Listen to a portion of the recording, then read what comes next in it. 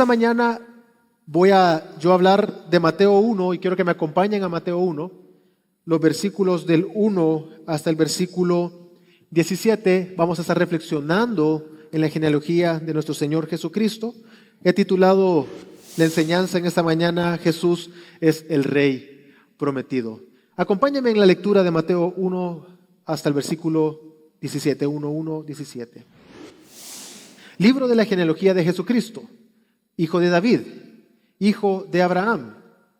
Abraham engendró a Isaac. Isaac a Jacob, y Jacob a Judá y a sus hermanos. Judá engendró de Tamar a Fares y a Zara. Fares a Esrom, y Esrom a Aram. Aram engendró a Aminadab. Aminadab a Nasón, y Nasón a Salmón. Salmón engendró a Rahab a Boz, engendró de Rahab a Boz. Boz engendró a Ruth a Obed. Y Obed a Isaí. Isaí engendró al rey David, y el rey David engendró a Salomón, de la que fue mujer Urías. Salomón engendró a Roboam. Roboam a Abías, y Abías a Asa. Asa engendró a Josafat. Josafat a Joram, y Joram a Usías. Usías engendró a Jotam. Jotam a Acaz, y Acaz a Ezequías.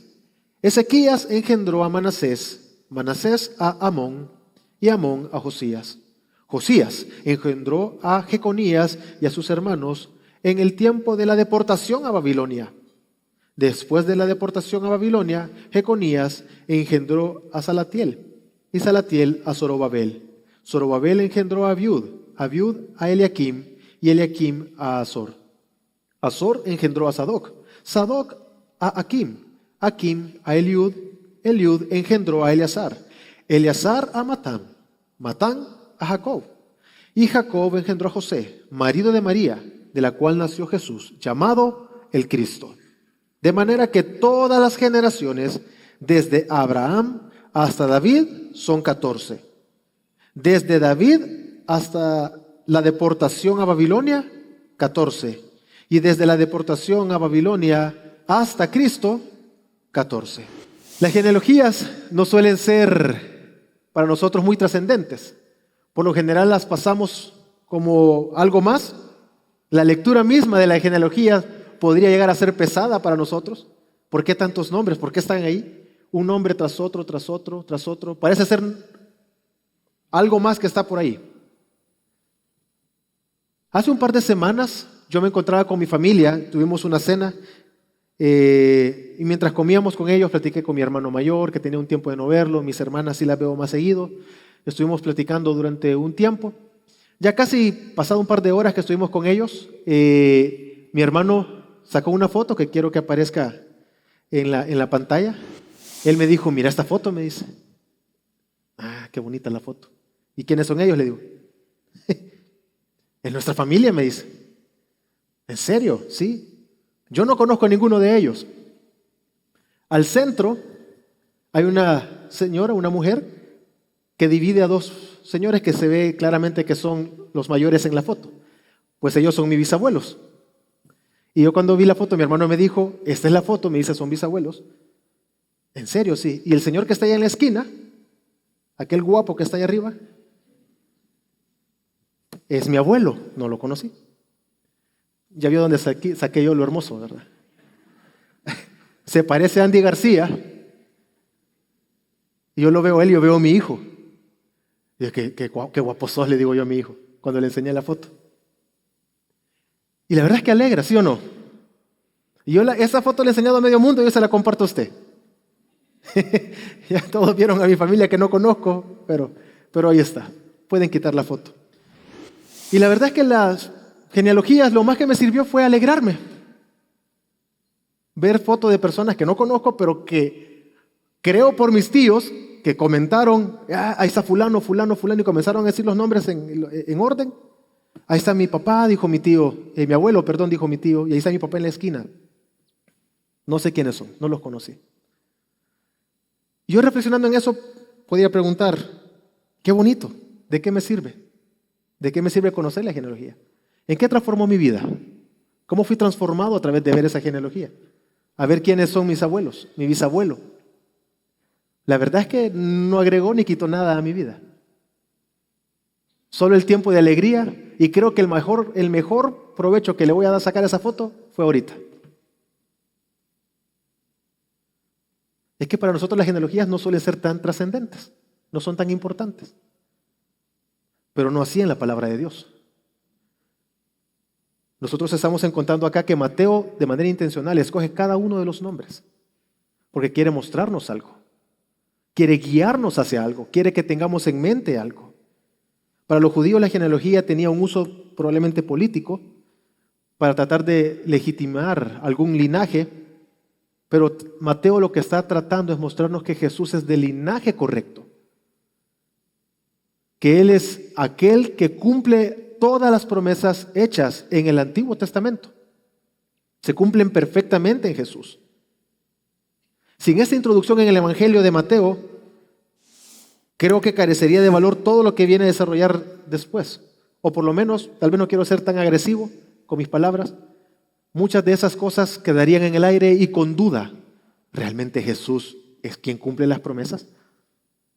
¿Es Él realmente el Salvador? ¿Es Él el verdadero retoño de David? ¿Él es la raíz de David? ¿Realmente es Jesús? Por eso mi intención en estos próximos minutos, hermanos, es que pueda ser convencido de que Jesús es el Rey prometido, que vino, por lo tanto, exáltalo como Rey. Debemos de exaltarlo como Rey. Y para ver un poco esto, quiero que veamos en dos grandes partes esta enseñanza. Y el primer punto que quiero que veamos es que Jesús es ese Rey prometido. Y mi segundo punto va a ser, Jesús es el Rey prometido. Este Jesús, que es el Rey prometido, también es el Cristo. Es nuestro Señor y Salvador. Vayamos al primer punto. Voy a leer Mateo 1:1. Libro de la genealogía de Jesucristo, hijo de David, hijo de Abraham.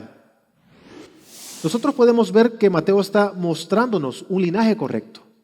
Él está llevándonos a la mente a ver dos personas. Dos personas están resaltando al inicio de la genealogía. Está mencionando a Abraham y está mencionando a David, que entendemos que son parte clave en la descripción de esta genealogía, porque no solo los menciona al inicio.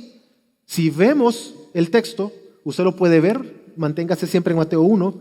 Si usted ve los versículos 2 y el versículo 6, se repiten tanto a Abraham y David, pero también vuelven a repetirse al final, en el versículo 17. Así que Mateo tiene esa intención de que veamos que Jesús es el Cristo, pero que es también hijo de Abraham, hijo de David. ¿Por qué son importantes estas dos personas? ¿Por qué los menciona? Y es importante que nosotros los conozcamos. Creo que debemos de saber entonces y recordar que ya hemos predicado desde este púlpito, Pastor Javier ya lo ha predicado, se ha hecho una serie de todo el Antiguo Testamento, pero recordemos un poco las promesas dadas a Abraham. Dice Génesis 12, 1 al 3. Pero Jehová había dicho a Abraham, vete de tu tierra y de tu parentela, de la casa de tu padre, a la tierra que te mostraré. Y haré de ti una nación grande, y te bendeciré, y engrandeceré tu nombre, y serás bendición. Bendeciré a los que te bendicen, y a los que te maldijeren maldeciré, y serán benditas en ti todas las familias de la tierra. A través de Abraham y su descendencia, la cual Dios escogió y levantó, Dios iba a bendecir a las naciones de la tierra. Aquí vemos el inicio de lo que conocemos como el pacto abrahámico. Nosotros vemos que Dios escoge una nación para sí, a través de Abraham crea una nación y le hace una promesa. A través de ti, de tu descendencia, voy a bendecir todas las naciones de la tierra. Y eso era, mencionar que Jesús es hijo de Abraham, era motivo de seguridad para aquellos que recibieron el mensaje. Era para ellos importante, daba paz, pero no solamente a ellos, sino también a nosotros. Porque nosotros no somos judíos de nacimiento. Nosotros caemos en la categoría de todas las naciones de la tierra. Ahí entramos nosotros. es una alegría para nosotros, es una verdadera bendición de que Jesús sea enseñado y mostrado como el hijo de Abraham. Y es lo que Pablo tenía en mente mientras él predicaba acerca del Evangelio, y en Gálatas 3 él está enseñando acerca de la salvación, acerca del Evangelio. Él llega en un momento en Gálatas 3 donde él dice que aquellos que son de Abraham, del linaje de Abraham, es decir, aquellos que realmente pertenecen al pueblo y pueden ser considerados hijos de Abraham, son aquellos que por la fe creen que Jesús es Dios. Y teniendo eso en mente, dice Gálatas 3:8, y la Escritura, previendo que Dios había de justificar por la fe a los gentiles, dio de antemano la buena nueva a Abraham, diciendo, en ti serán benditas todas las naciones. Hermanos, esa es una realidad para nosotros. Y eso es un motivo de gozo. Ese es un motivo que debe de llevarnos en nuestro corazón, impulsarnos a exaltar a Dios, a glorificarle a Él, porque Él realmente es el hijo de Abraham, el cumplimiento de las promesas. ¿Cómo estas promesas, se vuelven una realidad para nosotros? Pablo lo dijo, por la fe, únicamente por la fe. Estas bendiciones, esta bendición que es para todas las naciones, por medio del pueblo que Él escogió, dado a Abraham, pasa y entendemos que Jesús es el cumplimiento de esa promesa. Entendemos que entramos a esa bendición únicamente por la fe en Cristo Jesús. Pero este pacto hecho con Abraham o esta promesa, podemos ver que en la historia, en el curso de la historia, hay un grupo de personas antes de llegar hasta David, pero nos está mostrando que desde Abraham vemos hasta David, esa promesa se extiende, es más específica. Y Dios revela algo más y se lo entrega y promete a David, que entendemos que es mostrado a David como aquel rey que es conforme al corazón de Dios. Y Dios hizo una promesa a David, la cual encontramos en 2 Samuel 7:12. Y cuando tus días sean cumplidos y duermas con tus padres, yo levantaré después de ti a uno de tu linaje, del cual procederá de tus entrañas, y afirmaré su reino. Él edificará casa a mi nombre, y yo afirmaré para siempre el trono de su reino. Y Jesús es el heredero legítimo. No sé si usted vio en la liturgia, leímos el Salmo 80, 20, 29, al final menciona aquella, para dar más a la promesa dada a David, dice el versículo 29, así estableceré su descendencia. Y utilizando las palabras de Pablo, no está diciendo sus descendencias en plural, sino lo dice en singular, su descendencia en singular, para siempre, y su trono como los días de los cielos.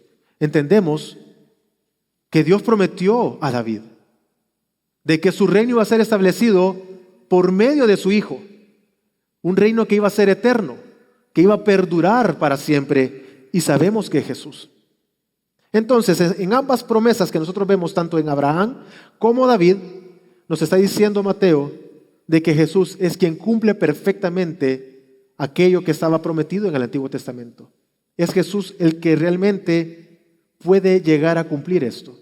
Y hasta acá podríamos decir, viendo siempre la genealogía, pero hay muchos más. Después de David, hay mucha gente que nació. ¿Por qué no pueden ellos reclamar ese derecho? ¿Era el único que nació después del rey David?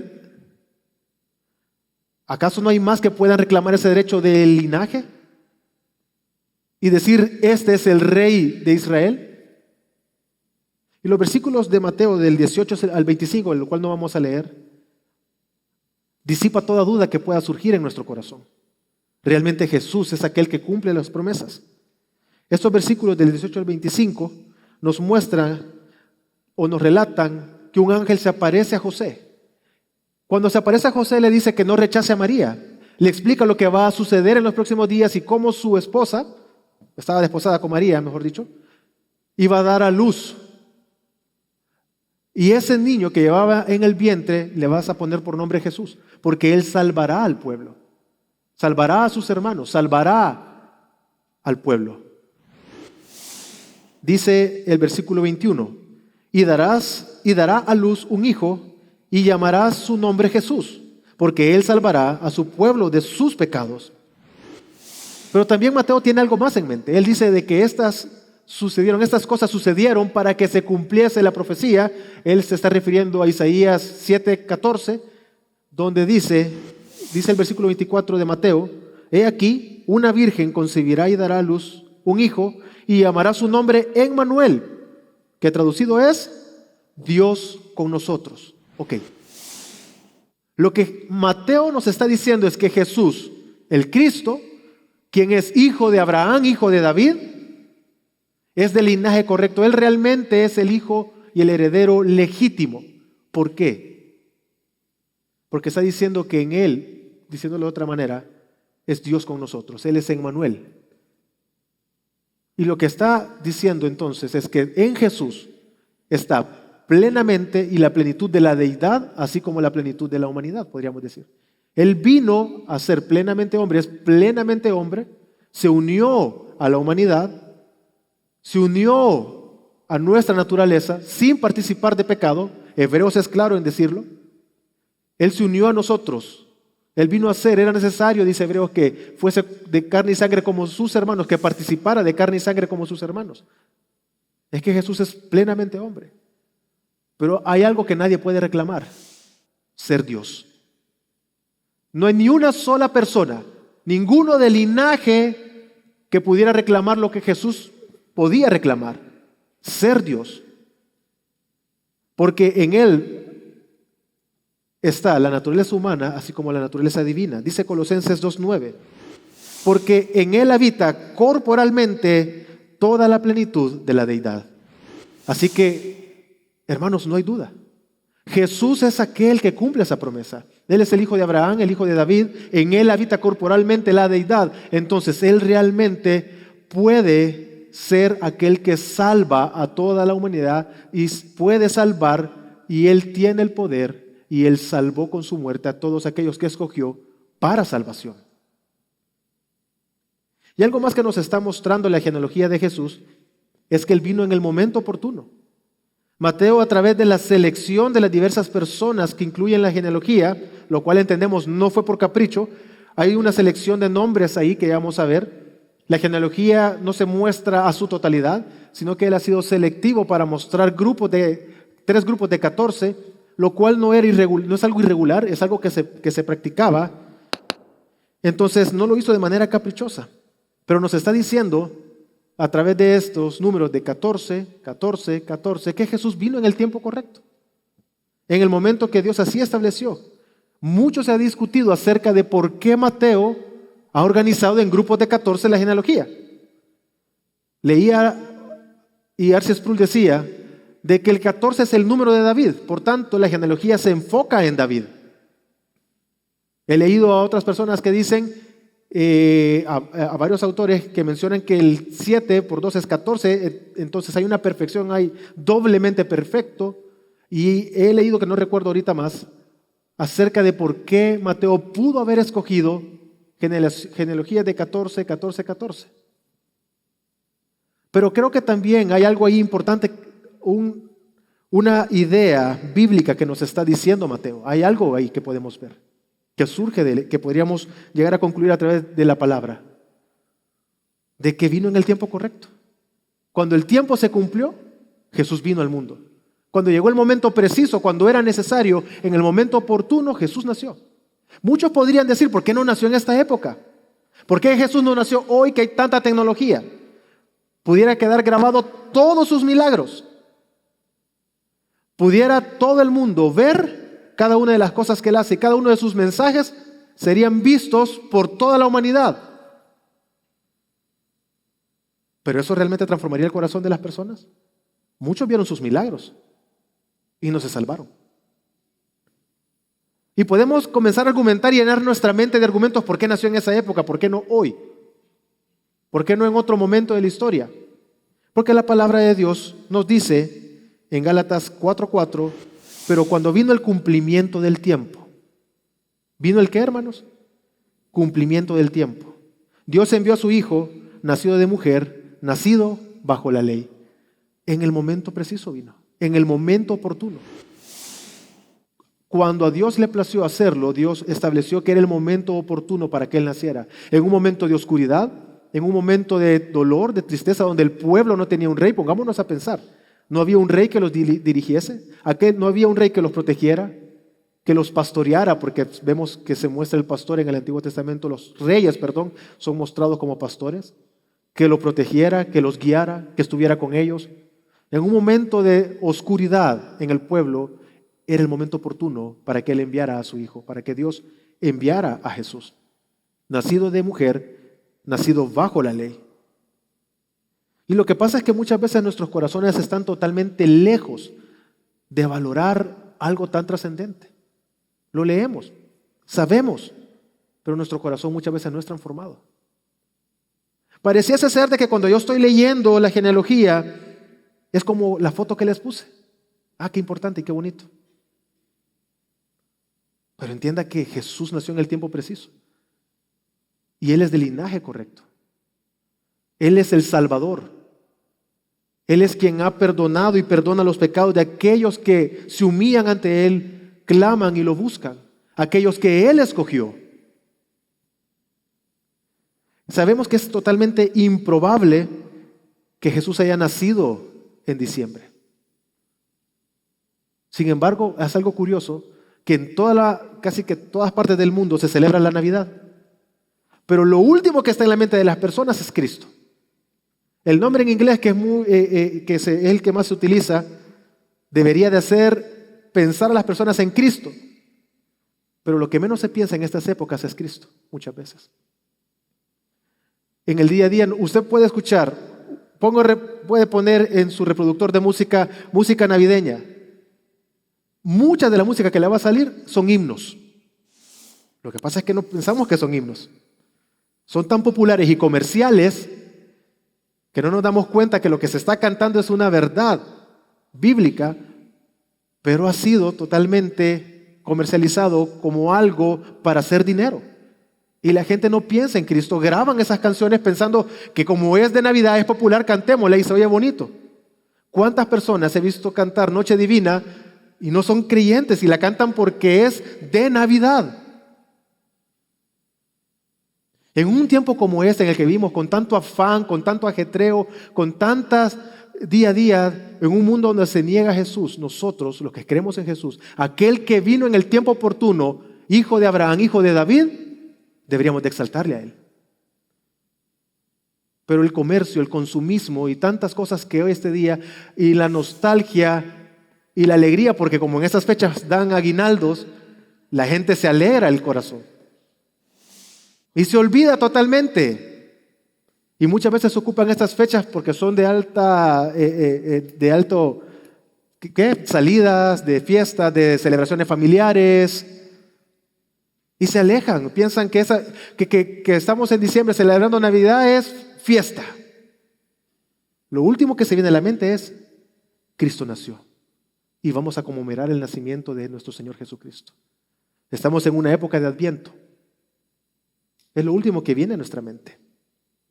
¿Buscas tú exaltar a Jesús como Rey o te entregas al afán de este mundo? Y debes de reflexionar en tu vida. Y lo segundo que nos enseña Mateo y lo que quisiera compartir con ustedes es que Jesús, el Rey prometido, es también el Cristo. Entendemos que David es el gran rey que vemos en Israel, pero Jesús es ese Rey eterno, mucho mayor que David. Entendemos que Abraham es aquel que Dios hizo el pacto con Abraham. En ti serán bendecidas todas las naciones, y Jesús es el cumplimiento. Pero hay algo que Mateo está mencionando, y desde el inicio, y lo menciona 2 veces más, y es que dice que Jesús es el Cristo. Al inicio de la genealogía dice, libro de la genealogía de Jesucristo. El versículo 16 nos dice, llamado el Cristo. Y el versículo 17 al final dice, desde la deportación de Babilonia hasta Cristo. Él tiene algo en mente. Es como que Él está queriendo llevarnos a entender de que Jesús no solamente es el Rey, Jesús es el Cristo. La palabra Cristo entendemos que significa el ungido. Lo que nos está diciendo que no solamente es el rey, sino que él está capacitado para gobernar, para salvar. 3 personas eran ungidas en el Antiguo Testamento: rey, sacerdote, profetas. No siempre se mira en la Biblia. Pero ¿por qué eran ungidos? Es porque eran escogidos por Dios para desarrollar una función, y eran ungidos para capacitarlos como señal de que eran capaces y que Dios los había escogido para desarrollar esa labor. Entonces Jesús es el Cristo, ungido por el Padre para ser el Rey y para poder salvar. Y este título, porque no es un nombre, es un título, resalta cuando vemos a detalle ciertos nombres o vemos a detalle los nombres que Mateo escogió para la genealogía. Vemos nombres como el de Tamar, Rahab, Ruth. Dice la esposa de Urías, que entendemos que es Betsabé.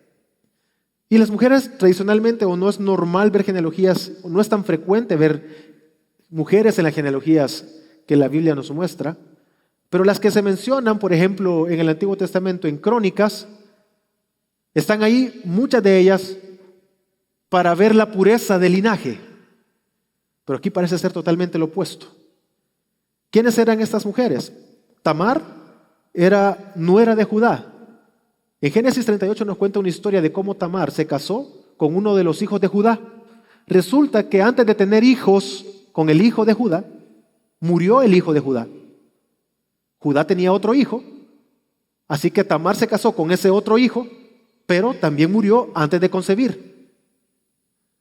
Judá dijo, bueno, creo que esta mujer es la salada, y le dijo, ¿sabes qué? Cuando mi hijo menor sea mayor, te la voy a entregar para que te cases. Listo, dijo Tamar. Judá la despidió. Pasó el tiempo y no pasó nada. Tamar pensó, estoy resumiéndole, algo tengo que hacer. Así que Tamar se disfrazó de prostituta y engañó a Judá y quedó embarazada. Así que estamos viendo que dentro de la genealogía de Jesús está una mujer que engañó, se vistió de prostituta para conseguir algo. El siguiente nombre que podemos ver es Rahab. Esta no se disfrazó de prostituta, era prostituta. Esta mujer fue la que la Biblia nos cuenta que ayudó al pueblo de Dios en Jericó. Algo interesante acá que Mateo está haciéndonos ver es que pensemos en la historia de Rahab. Rahab, después de ayudar al pueblo de Dios, ella ganó el favor de Dios, porque nos lo muestra el texto.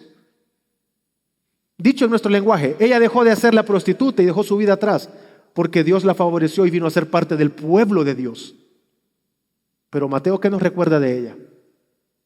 Que era prostituta. Interesante. Luego vemos a Ruth, que sabemos que es moabita, ella es extranjera. La historia de Ruth en los 4 capítulos del libro de Ruth nos cuenta que Noemí, su esposo, judíos, con sus hijos salieron de la tierra porque había una situación difícil. Llegando fuera de Israel, uno de sus hijos se casó con Ruth, que era moabita, pues muere el esposo de Noemí, muere sus hijos, así que queda Noemí sola, regresa al pueblo y Ruth se viene con Noemí. Pues nos cuenta la historia, algo hermoso que está ahí el texto, es que Ruth se casó con Boaz. Boaz la redimió a ella, señal de salvación y redención. Y el nieto vino a ser el rey David de esa unión. Pero no podemos dejar a un lado que en el linaje de Jesús hay una extranjera, alguien que su linaje no es puro, algo escandaloso. Por otro lado se menciona a Betsabé, que entendemos que se unió, adulteró con David, y David terminó matando a Urías, su amigo, quien era esposo de Betsabé. Y la unión, el primer hijo de la unión de Betsabé con David murió precisamente por el pecado que ellos cometieron. Así que extranjeras y prostitutas forman parte de la genealogía de Jesús. Un linaje parece ser imperfecto. Cualquier cronista hubiese querido ocultar este detalle. ¿Por qué no mencionar a Rebeca? ¿Por qué no mencionar a Sara? A otras mujeres importantes. ¿Por qué mencionar a estas específicamente? Es porque nos quiere mencionar, nos quiere decir algo y nos está enseñando algo. Pero también no podemos dejar a un lado los hombres mencionados ahí. Por un lado tenemos a Abraham, que entendemos que cuando huía de una hambruna, él huyó y mintió, dijo a su esposa, No vayas a decir que son mi esposas, decí que eres mi hermana para ganar el favor. Por otro lado, nosotros encontramos a Judá. Judá fue engañado por Tamar, pero Judá, no olvidemos que fue quien vendió a su hermano José. Algo totalmente cruel y terrible. Años después José dijo, no se preocupen, lo que ustedes hicieron y entendieron que era malo, fue lo que Dios utilizó para traerme a mí acá. Y a través de esa venta, como Dios es de hermoso, a través de ese pecado, Dios lo convierte en algo para su gloria y salvó al pueblo después, por medio de José, que había sido vendido. David, como ya lo mencioné, un hombre adúltero, y Salomón, al final de su vida, la ley le decía a él que no podía tener muchas mujeres porque se iba a entregar a la idolatría. Dicho y hecho. Salomón se entregó a la idolatría y al final a muchas mujeres y terminó siendo un hombre idólatra.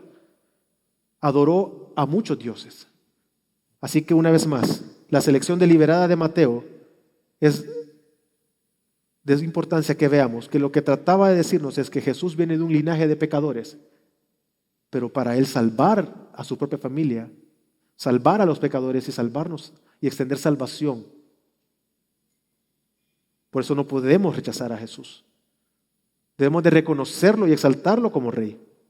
El Padre envió a su Hijo, el Cristo, a unirse a nuestra naturaleza sin participar de pecado. Nació del linaje de pecadores para salvar a pecadores. Pablo, teniendo en mente esto, dice en 1 Timoteo 1:15, palabra fiel y digna de ser aceptada por todos. Cristo Jesús vino al mundo para salvar a los pecadores, entre los cuales yo soy el primero. Entonces, luego Mateo, en el versículo 17, hace un breve resumen. Este breve resumen de las genealogías, tal vez por si no queda claro, durante la lectura de la genealogía, nos damos cuenta que hace pausas para mencionar momentos específicos en la historia, pero por si no queda claro, él viene y hace un pequeño resumen de lo que trata de decirnos. Dice el versículo 17, de manera que todas las generaciones de Abraham hasta David son 14 generaciones, y desde David hasta la deportación a Babilonia, 14 generaciones, y desde la deportación a Babilonia hasta Cristo, 14 generaciones. Mateo está enfatizando estos momentos o tiempos importantes en la historia de Israel. Por un lado nos está mostrando a Abraham, escogido por Dios, con quien hizo un pacto, que en él serían bendecidas todas las naciones de la tierra. Para eso es necesario que Israel crezca o nazca, el pueblo se fortalezca y llega a un punto alto que nos muestra David, que entendemos que en la monarquía, cuando pensamos en los reyes de Israel y la monarquía de Israel, pensamos en David normalmente, porque vino a ser aquel rey conforme al corazón de Dios, con quien Dios hizo pacto y le dijo, de ti tu hijo será rey por siempre. Pero David imperfecto es un pecador, como usted y como yo. Sus hijos, y pasa de Salomón hasta Jeconías, hasta la deportación de Babilonia, lo que nos está diciendo es que desde David hasta Jeconías hay una línea descendente por el pecado.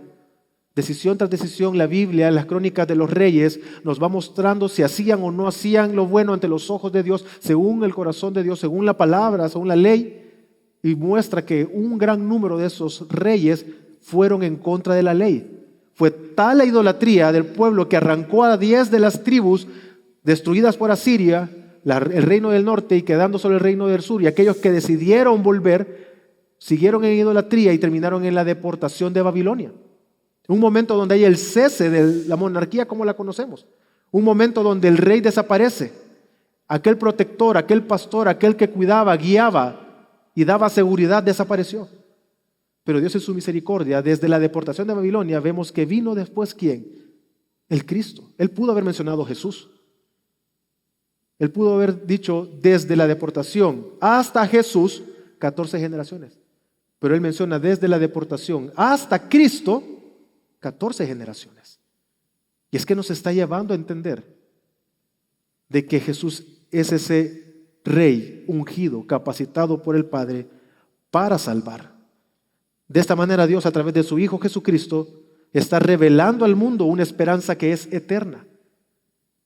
No es algo temporal. No es un reinado temporal. Para que nosotros tengamos paz en Él en medio de un mundo sumergido de dolor, de sufrimiento, de angustia, Dios envió a su Hijo en el tiempo correcto a gobernar. El pueblo estaba esperando probablemente un reino terrenal que los librara de la opresión tiránica de Roma. Pero Dios dio algo mucho mejor. Vida eterna, perdón, salvación y seguridad eterna a través de su Hijo Jesucristo. Pero esto no solamente era para Israel, sino que también es para nosotros. Hermanos, Él es digno de ser exaltado. Y tal vez tú nos visitas por primera vez y estás acá o has venido un par de semanas y aún dudas de Jesús. Vivimos en un mundo que busca pruebas de la existencia de Jesús. Es algo que los científicos tratan de decir, personas tratan de decir, muchas personas buscan y dicen, hasta que no vea esto, no voy a creer. Dijo, creo que un científico, Carl Sagan, creo que es que dijo, si Dios quisiera que todos supiéramos que Él existe, hubiera escrito las leyes en la luna y para que todos los podamos ver.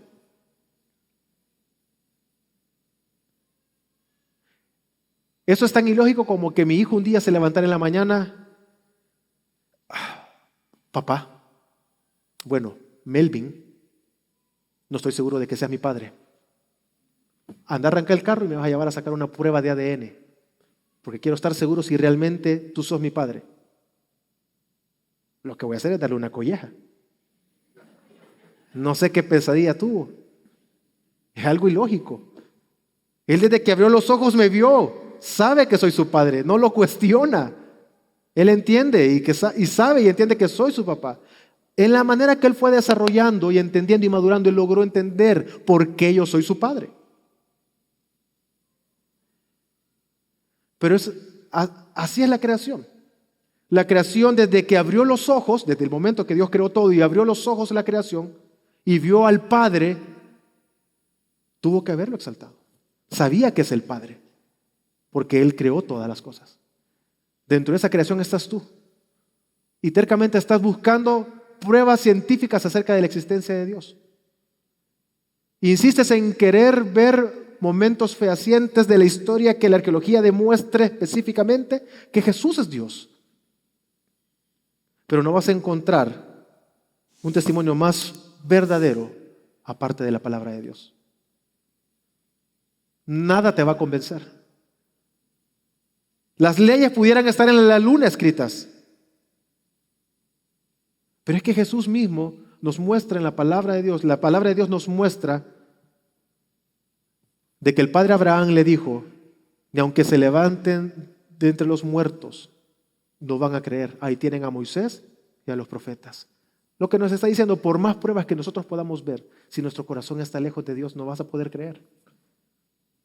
Es por eso que debes de clamar a Dios, de que abra los ojos de tu corazón para poder creer en el Evangelio, de que Jesús es Dios y que con tu vida lo puedas exaltar. Pero aquellos que estamos en la fe, hermanos, debemos de día a día cuestionarnos, ¿realmente nuestras vidas demuestran que el gobierno de Cristo es real en nosotros? ¿Tus acciones lo demuestran? ¿Cómo administras tu tiempo lo demuestra? ¿Cómo administras tus finanzas lo demuestra?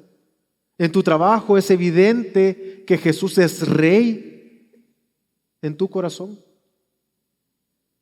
Jesús fue enviado para salvar. Nosotros obtenemos perdón de pecado por medio de Él, porque en Él habita la plenitud de la deidad. Él es Dios y murió en la cruz.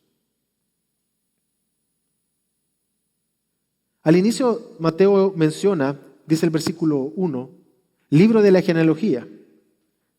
Esta palabra genealogía, libro de la genealogía, en la Septuaginta hace una referencia y es tomado, es una palabra que la vemos al inicio de la creación en Génesis, cuando habla el origen o la creación de todo. Parece ser que nos está llevando a pensar que con Cristo hay una nueva creación. Con Cristo inicia la nueva creación, con su encarnación, con su vida y con su muerte en la cruz. Si creemos en Jesús como Dios, somos parte de esa nueva creación. Ahora bien, ¿por qué comento esto? Tú y yo no podemos ser del linaje de Jesús. No formamos parte de su linaje. Pero por la fe somos adoptados. y venimos a formar parte de la familia de la fe. Y como parte de la familia de la fe tenemos grandes beneficios en Cristo Jesús. ¿Cómo obtenemos estos beneficios? Que creo yo que son los más trascendentales. No piensen en cuestiones materiales. A través de la comunión con el cuerpo de Cristo. De estar hoy aquí congregados. A través de las ordenanzas. Hoy celebramos Cena del Señor. A través de los medios de gracia, a través de los discipulados, la prédica, las oraciones. Tú debes de leer y estudiar la palabra de Dios. Pero el problema es que no exaltas a Dios de esa manera. Menosprecias a Dios. Venimos muchas veces los domingos simplemente por una mera tradición. Yo crecí en un hogar cristiano y el problema con el que yo toda mi vida he luchado es con la religiosidad. Porque eventualmente en mi vida yo llegué a reflexionar, ¿me congrego porque mi madre lo hacía y así fui enseñado? ¿O me congrego porque realmente creo que Jesús es Dios en mi vida? ¿Estás aquí por una tradición? ¿O estás convencido de que Jesús es Dios? Así que no menosprecies, sino que gózate en las bendiciones que son propias de aquellos que hemos sido adoptados como hijos y pertenecemos a la familia de la fe. Hermanos, en momentos en los que nos encontramos en fechas navideñas, hermanos, en lugar de centrarte en ti mismo, en lugar de dejarte llevar por el consumismo, en lugar de dejarte llevar por las nostalgias, es mejor que vengas a la palabra, que reflexiones, que como hijo de Dios día a día tú busques glorificar a Dios, y es mejor que reflexiones en tu vida y no olvides de que Jesús es el Rey prometido que vino a salvar. Por tanto, exáltalo como Rey. Vamos a orar.